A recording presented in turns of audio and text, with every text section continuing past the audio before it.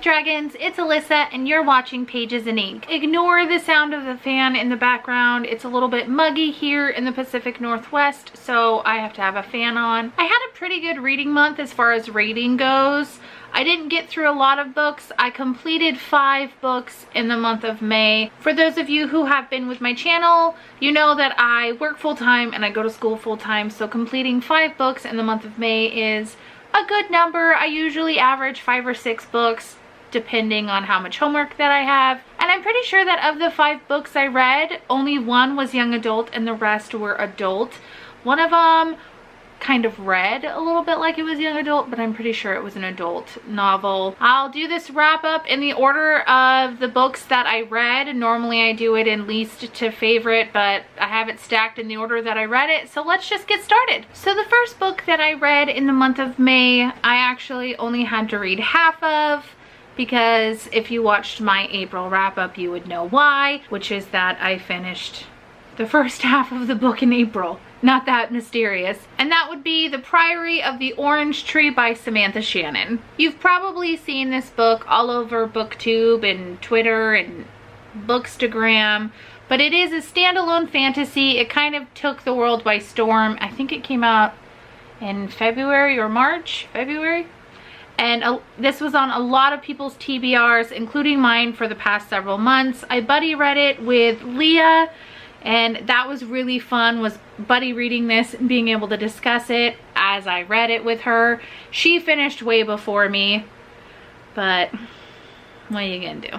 In the main queendom, it is believed that the queen's line, their lineage, their blood, keeps this ancient enemy at bay. In another country or province, there are people who go to school to be dragon riders. And then in a completely different area, there are people who train in magic, mystics, to fight evil and to also keep the ancient enemy at bay. There's also a dragon plague going around. There's just a lot that goes on in this book. There's a whole giant world in this 800 and something page book, and it's also a very political book.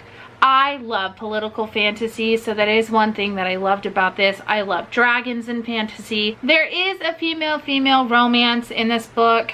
I wasn't the biggest fan. I think that it needed more time to develop.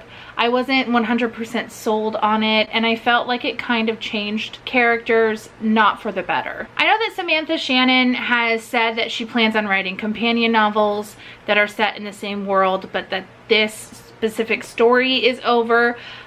I think it should have at least been a duology, if not a trilogy. I think it would have meant a lot more. I think the relationships would have mattered more, and the world would have made a little bit more sense. She does a really good job explaining this world. I really enjoyed my time reading this book.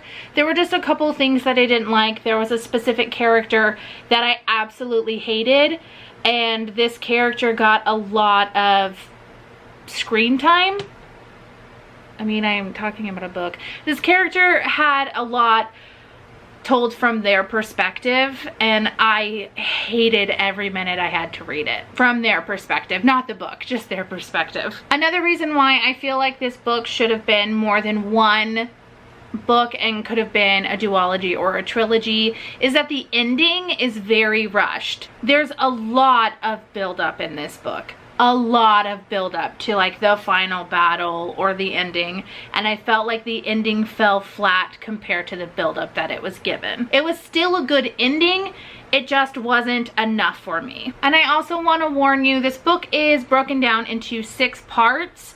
The first part is like the first 250 pages of the book, and that was a little bit grueling.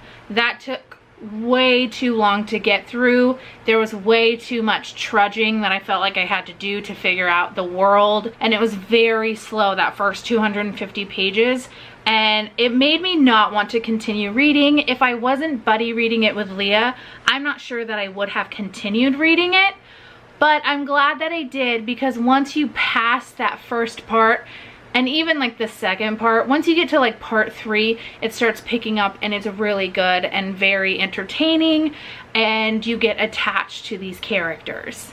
God, this is so heavy. So while I really liked this book, and I definitely highly recommend everyone to pick it up, I did only give it a 3.5 out of 5 stars. I thoroughly enjoyed my time reading this book, and I think that you should pick it up as well. The second book that I picked up in May was Hot Dog Girl by Jennifer Dugan. The story follows a main character named Eloise. It is the summer before her junior year. She gets a job working at a theme park, and she is cast as the dancing hot dog girl. She has a crush on one of the diving pirates who happens to be dating, you guessed it, the princess of the park. But it's a good thing that she gets to spend her summer staring at her crush diving and spending time with her best friend who also happens to work at the park. Will Elle get the summer of her dreams? Will she fall in love?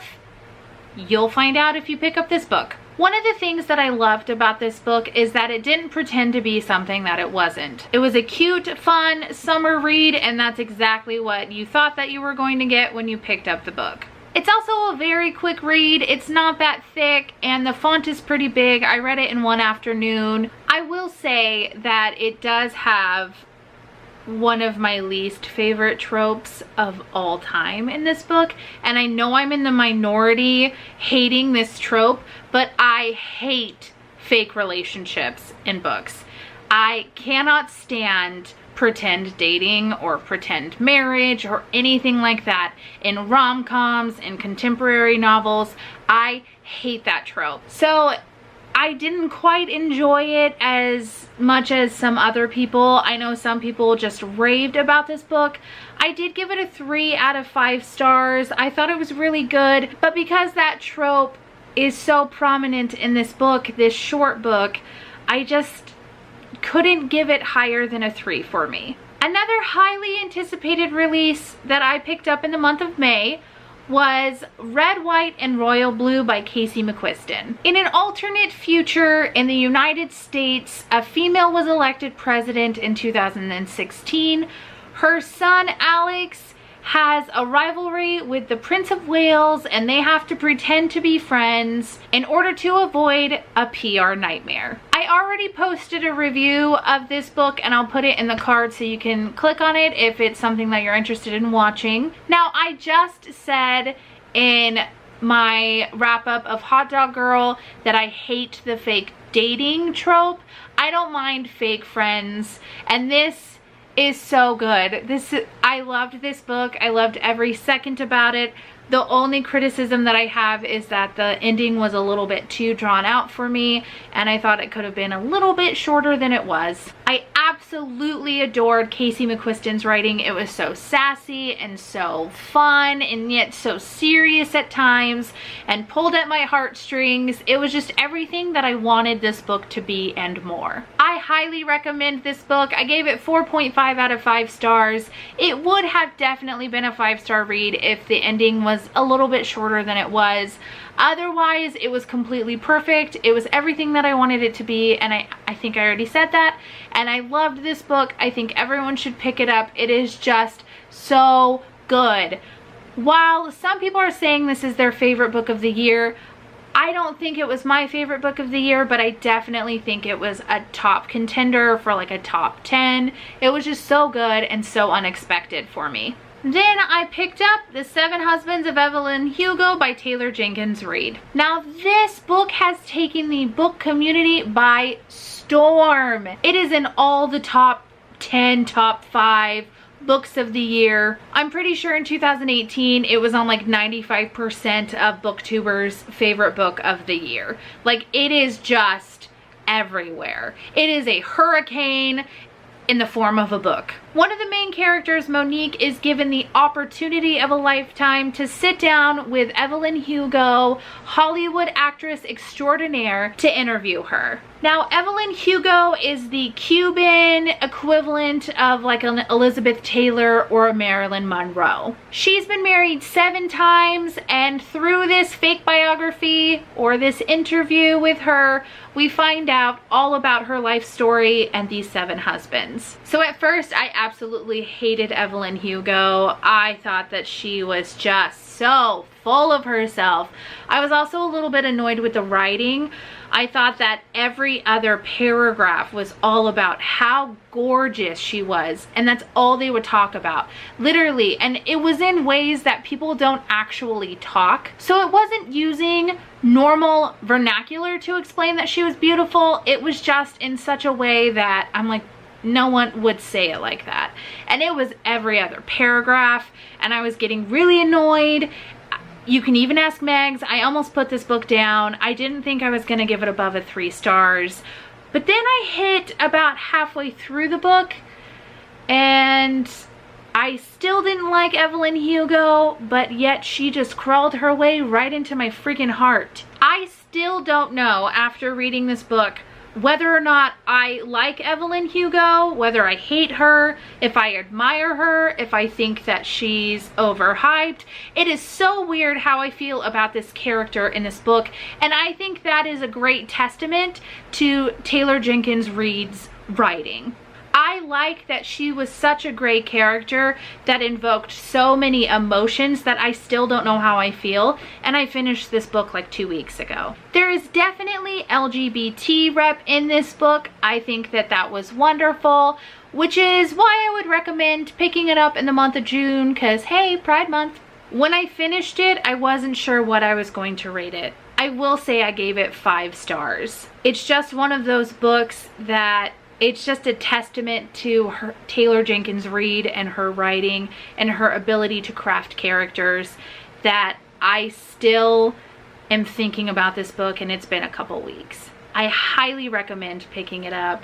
Please pick it up, especially during Pride Month. And the last book that I finished in the month of May is Uprooted by Naomi Novik. I had to read this for my book club that I have with my friends. It follows Agnieszka, who lives in a tiny little village near the woods. Now, the woods are enchanted, but not in the way that you would normally expect in a fairy tale retelling. It is dark. They are evil woods, and they are an enemy. There's a wizard named the Dragon who lives in the tower and keeps the evils of the wood at bay. But in order to do that, he requires a servant girl that he takes from the village every 10 years. While everyone in the village expects Agnieszka's best friend to be chosen by the dragon, it is actually Agnieszka herself, and she is taken away from her family and brought to the tower. So this book is very, very loosely based on Beauty and the Beast. I say very loosely based because that's about like really the only bit that is based on Beauty and the Beast. It has a whole story in and of itself. I loved this book. I loved the storytelling of Naomi Novik. I loved the characters. I loved the wood itself as a character. I was so into this book. I got about 2/3 of the way through it, and then it started falling apart a little bit for me. While I still love this book, the ending wasn't what I wanted or expected. So what could have potentially been a 5-star book, it ended up being a 4. I do love all the folklore in here. I loved that I was transported to a whole different world than what I tend to read, and I really enjoyed it. So while it wasn't a 5-star read for me, it was a very, very good read, and I recommend it. 4 out of 5 stars. I wish that I had read this in the fall just because of all the wood talk, and I'm pretty sure that it's like cold during a good chunk of it. So I wish that we had chosen this in the fall for book club.